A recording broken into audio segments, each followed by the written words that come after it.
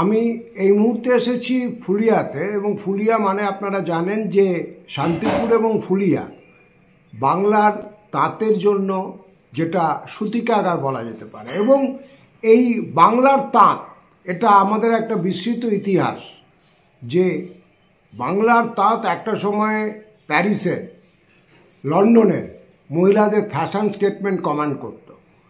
তারা কি ধরনের পোশাক পরবে, কোন কাউন্টের পোশাক পরবে, সুতোর তৈরি পোশাক ব্যবহার করবেন, গ্রীষ্মে কীরকম পরবেন, শীতে কীরকম পরবেন, ঠিক করে দিতেন বাংলার তাঁতিরা।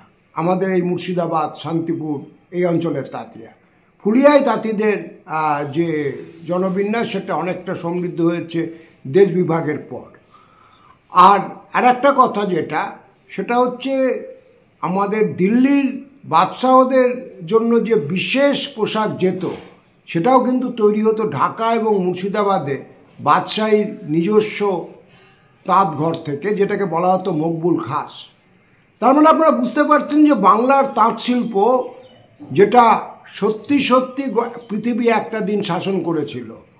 কবির কবিতায় আপনারা পড়েছেন, বাংলার মসলিন বাগদাদ রমচিন কাঞ্চন তৈলেই কিনতেন একদিন, এবং সেটা কার্যত কবির কল্পনা ছিল না, এটা ছিল বাস্তব।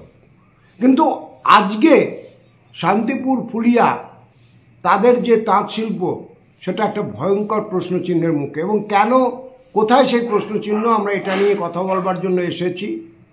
এখানকার দীর্ঘদিন ধরে বাংলার এবং শান্তিপুরের তাঁত শিল্পের সঙ্গে বিশেষভাবে ঘনিষ্ঠভাবে জড়িত পেশায় যিনি শিক্ষক এবং একই সঙ্গে পাট এবং তাঁত নিয়ে গবেষণা করেছেন নিজস্ব উদ্যোগে, নিলয় বসাকের কাছে। আমি নিলয়বাবুর সঙ্গে যাব এই বিষয়টা নিয়ে কথা বলতে, আপনাদের অবশ্যই সঙ্গে নিয়ে।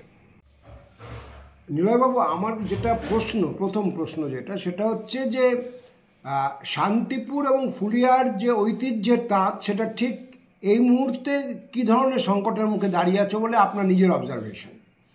শান্তিপুর এবং ফুলিয়ার তাঁত শিল্প এখন ধ্বংসের পথে। এক কথায় বলতে গেলে এটা মোটামুটি অন্তর্জলি যাত্রার পথে। আমি আরেকটা কথা যোগ করতে চাইছি, এই পাওয়ার চাহিদা কম অথচ পাওয়ার লুমের যোগান বেশি। এর সাথে সাথে যেটা আরও সর্বনাশ করেছে সেটা হচ্ছে ভিন রাজ্য থেকে আমদানি হওয়া শাড়ি, বিশেষ করে সুরাট থেকে মিলের কাপড় অত্যাধিক সস্তায় আমাদের এই বাজারে চলে আসছে। উন্নত পাওয়ার লুমের শাড়ি, র্যাপিয়ার মেশিন বা তার থেকেও উন্নত মেশিনের শাড়ি, তার সঙ্গে কিন্তু বাংলার শাড়ি পেরে উঠছে না। তাহলে এই বাইরের থেকে আমদানি হওয়া এই শাড়িও কিন্তু এই পাওয়ার লুমের সাথে সাথে, সেগুলো পাওয়ার লুমের, আমাদের কিন্তু একটা তাতে বাজারে সংকট সৃষ্টি করেছে। কিন্তু নিলয়বাবু, তাহলে কি কোনো রাস্তায় নেই যে তাঁতকে বাঁচিয়ে রাখা সম্ভব? আপনার এই ব্যাপারটা কি মনে হয় ফাইনাল? না, বাঁচিয়ে রাখা সম্ভব একমাত্র এখন ভিন রাজ্যের শাড়ি যদি আসা বন্ধ করা যায় সস্তায়, এটা একটা ওয়ে আউট। আরেকটা ওয়ে আউট হচ্ছে পাওয়ার লুমে যদি হ্যান্ডলুমের জন্য শাড়ি, মূলত শাড়িটাই এখন চলছে, শাড়িটাকে পাওয়ার লুমেতে বন্ধ করা যায়। পাওয়ার লুম অন্য প্রোডাকশন উৎপাদন করুক, অন্যান্য বস্ত্র, এখন শুনছি নাইটির কাপড় করুক, স্কুল ড্রেস করুক, সেগুলো করুক, কিন্তু শাড়িটা অন্তত যদি হ্যান্ডলুমের জন্য রিজার্ভ থাকে তাহলেও হয়তোবা পুরোটা না হলেও নাইমামা থেকে কানামামা হবে।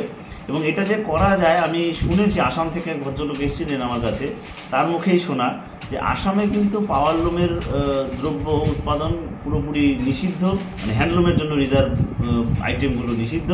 এবং আসামে কিন্তু হস্তচালিত তাঁতের প্রচুর সংখ্যা রয়েছে এবং ওদের বস্ত্রের একটা চাহিদা রয়েছে, বিশেষ করে মেখলা, ওদের যে জাতীয় পোশাক, গামছা ইত্যাদি টাইপের ওড়না, এগুলো ওরা কিন্তু ওদের রাজ্যে যেমন করছে, প্লাস পশ্চিমবঙ্গের কুচবিহারের একটা বড় অংশের তাঁত কিন্তু আসামের উপর নির্ভর করে বেঁচে রয়েছে।